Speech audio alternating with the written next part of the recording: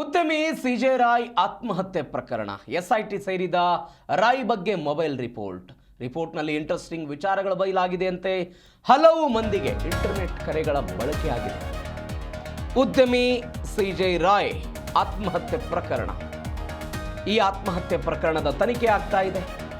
Mobile ರಿಪೋರ್ಟ್ಗಳು SIT ಸೇರಿದೆ. ರಿಪೋರ್ಟ್ನಲ್ಲಿ ಕೆಲವೊಂದಿಷ್ಟು ಆಸಕ್ತಿದಾಯಕ ವಿಚಾರಗಳು ಬಯಲಾಗಿದೆ, ಇಂಟ್ರೆಸ್ಟಿಂಗ್ ವಿಚಾರಗಳು ಬಯಲಾಗಿದೆ. ಹಲವು ಮಂದಿಗೆ ಇಂಟರ್ನೆಟ್ ಮುಖಾಂತರ ಕರೆಯನ್ನು ಮಾತನಾಡಿದ್ದು ಕೂಡ ಇದರಲ್ಲಿ ಗೊತ್ತಾಗಿದೆ. ಯಾರಿಗೆ ಇಂಟರ್ನೆಟ್ ಕರೆ ಮಾಡಿದ್ರು ಅನ್ನೋದು ಕೂಡ ಇದೀಗ ಸದ್ಯ ನಿಗೂಢ ಆಗಿದೆ.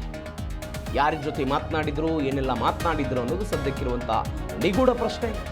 ಕರೆಗಳ IP ಅಡ್ರೆಸ್ ಹುಡುಕಾಟದಲ್ಲಿ ಸ್ಪೆಷಲ್ ಇನ್ವೆಸ್ಟಿಗೇಷನ್ ಟೀಮ್ ಇದೆ. ಇದೀಗ ವೈಫೈ ಇಂಟರ್ನೆಟ್ ಕರೆ ವಿಳಾಸ ಪತ್ತೆ ಕಷ್ಟ ಅಂತೆ. ಹೀಗಾಗಿ SIT ತನಿಖೆಗೆ ಕೊಂಚ ಹಿನ್ನಡೆ ಆಗ್ಬೋದು. ಯಾರಿಗೆಲ್ಲ ಇಂಟರ್ನೆಟ್ ಕರೆ ಮಾಡಿದ್ರು ಎನ್ನುವುದರ ಬಗ್ಗೆಯೂ ಕೂಡ ತನಿಖೆಯನ್ನು ಮಾಡ್ತಿದ್ದಾರೆ.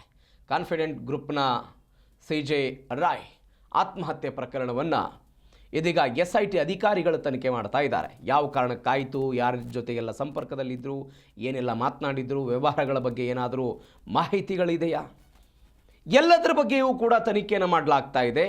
ಇದರ ಭಾಗವಾಗಿ ರಾಯ್ ಮೊಬೈಲ್ ರಿಪೋರ್ಟ್, ಅವರು ಬಳಸಿದಂಥ ಮೊಬೈಲ್, ಆ ರಿಪೋರ್ಟ್ನಲ್ಲಿ ಕೆಲವೊಂದಿಷ್ಟು ಇಂಟ್ರೆಸ್ಟಿಂಗ್ ವಿಚಾರಗಳು ಸದ್ಯ ಬಯಲಾಗಿದೆ ಅಂತೆ. ಕೆಲವೊಂದಿಷ್ಟು ಮಂದಿಯ ಜೊತೆಗೆ ಅವರು ಮಾತನಾಡಿದ್ದಾರೆ ಅಂತ. ಆದರೆ ಯಾರ ಜೊತೆ ಮಾತನಾಡಿದ್ದಾರೆ ಸದ್ಯಕ್ಕಿರುವ ಪ್ರಶ್ನೆ. ಉದ್ಯಮಿ ಸಿಜೆ ರಾಯ್ ಆತ್ಮಹತ್ಯೆ ಪ್ರಕರಣ, ಕಡಿಮೆ ಬೆಲೆಗೆ ಫ್ಲಾಟ್ ಮಾರಿ ಇಕ್ಕಟ್ಟಿಗೆ ಸಿಲುಕಿದ್ರ ಅನ್ನುವಂಥ ಪ್ರಶ್ನೆ. 156 ಫ್ಲಾಟ್ ಏನೋ ಅವರು ಕಡಿಮೆ ದರಕ್ಕೇನೋ ಮಾರಾಟ ಮಾಡಿದ್ರಂತೆ. ಅದು ಇದೀಗ ಸಮಸ್ಯೆ ಆಯಿತಾ ಅನ್ನುವಂಥ ಪ್ರಶ್ನೆ ಇದೆ. ಆ ಚರ್ಚೆ ಕೂಡ ಆಗ್ತಾ ಇದೆ. ಕೇರಳದ ಕೊಚ್ಚಿಯಲ್ಲಿ 156 ಫ್ಲಾಟ್ಗಳನ್ನು ಅವರು ಕಡಿಮೆ ದರಕ್ಕೆ ಸೇಲ್ ಮಾಡಿದ್ರಂತೆ. ಪ್ರಾಜೆಕ್ಟ್ನಲ್ಲಿ ನಷ್ಟವಾಗಿದ್ದಕ್ಕೆ ರಾಯ್ ಅವರಿಗೆ ಖಿನ್ನತೆ ಆಗಿತ್ತಂತೆ. ರಾಯ್ ಬರೆದಿರುವ 9 ಪುಟದ ಬರಹದಲ್ಲಿ ಅವ್ರದ್ದೊಂದು ಬರಹಗಳು ಸಿಕ್ಕಿತ್ತಲ್ವಾ, ಆ ಬರಹದಲ್ಲಿ ಈ ಮಾಹಿತಿ ಇದೆ. ಕಡಿಮೆ ದರಗಳಿಗೆ ಅವರು ಫ್ಲಾಟ್ಗಳನ್ನು ಮಾರಿದ್ರು, ಹೀಗಾಗಿ ಅವರು ಖಿನ್ನತೆಗೊಳಗಾಗಿದ್ರು ಅಂತ. ಇದರ ಜೊತೆಗೆ ಪ್ರಮುಖ ರಾಜಕಾರಣಿಯ ಜೊತೆಗೂ ಕೂಡ ಕೆಲವೊಂದಿಷ್ಟು ವ್ಯವಹಾರಗಳನ್ನು ಅವರು ಇಟ್ಟಿದ್ರು. ಆ ರಾಜಕಾರಣಿ ಯಾರು, ಏನು, ಎತ್ತ ಅಂತ ಇದೀಗ SIT ಅಧಿಕಾರಿಗಳು ರಾಜಕಾರಣಿಗೆ ನೋಟಿಸ್ ಕೊಡ್ತಾರಾ ಅನ್ನುವಂಥ ಪ್ರಶ್ನೆ ಇದೆ. ನೋಟಿಸ್ ಕೊಡ್ತಾರಾ, ಅವರನ್ನು ಕೂಡ ವಿಚಾರಣೆಗೆ ಕರೀತಾರಾ, ನಿಮ್ಮ ಪಾತ್ರ ಏನಿತ್ತು, ಹೂಡಿಕೆ ಇತ್ತಾ, ಏನೆಲ್ಲ ಆಗಿತ್ತು, ಎಲ್ಲದರ ಬಗ್ಗೆಯೂ ಕೂಡ ವಿಚಾರಣೆಗೆ ಒಳಪಡಿಸ್ತಾರಾ, ಇದು ಕೂಡ ಸದ್ಯಕ್ಕಿರುವಂಥ ಪ್ರಶ್ನೆ. SIT ವಿಚಾರಣೆಗೆ ಮತ್ತೊಂದು ಕಡೆ ರಾಯ್ ಕುಟುಂಬ, ಅವರ ಪತ್ನಿ, ಪುತ್ರ ರೋಹಿತ್ ವಿಚಾರಣೆಗೆ ಅವರು ಗೈರಾಗಿದ್ದಾರೆ. ಕೇರಳದ ಕೊಚ್ಚಿಯಲ್ಲಿ ಫ್ಲಾಟ್ಗಳೇನಿತ್ತಲ್ಲ, ಆ ಫ್ಲಾಟ್ಗಳನ್ನು ಅವರು ಕಡಿಮೆ ಬೆಲೆಗೆ ಸೇಲ್ ಮಾಡಿದ್ರಂತೆ. ಇದರಿಂದ ಆರ್ಥಿಕವಾಗಿ ಸ್ವಲ್ಪ ಹಾನಿಯಾಗಿತ್ತು.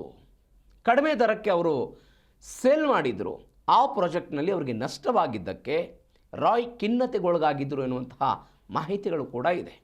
ಎಲ್ಲದರ ಬಗ್ಗೆಯೂ ಕೂಡ ತನಿಖೆ ಆಗಬೇಕಾಗಿದೆ. ತನಿಖೆಯ ನಂತರ ಇದರ ಎಲ್ಲ ಆಯಾಮಗಳು ಕೂಡ ಹೊರಗೆ ಬರುತ್ತೆ. ಇದಾದ ನಂತರ ಇವರ ಆತ್ಮಹತ್ಯೆಯ ಪ್ರಕರಣದ ನಂತರ ಒಂದು ಚರ್ಚೆ ಆಗ್ತಾ ಇದೆ. ಇವರ ಜೊತೆಗೆ ಒಬ್ಬ ರಾಜಕಾರಣಿ ಇದ್ದಾರೆ, ಅವರು ಹೂಡಿಕೆ ಮಾಡಿದ್ರು. ಈ ಎಲ್ಲ ಚರ್ಚೆಗಳು ಕೂಡ ಆಗ್ತಾ ಇದೆ. SIT ಅಧಿಕಾರಿಗಳು ಅವರನ್ನು ವಿಚಾರಣೆಗೆ ಕರೀತಾರ ಅನ್ನುವಂಥ ಪ್ರಶ್ನೆ ಕೂಡ ಇದೆ.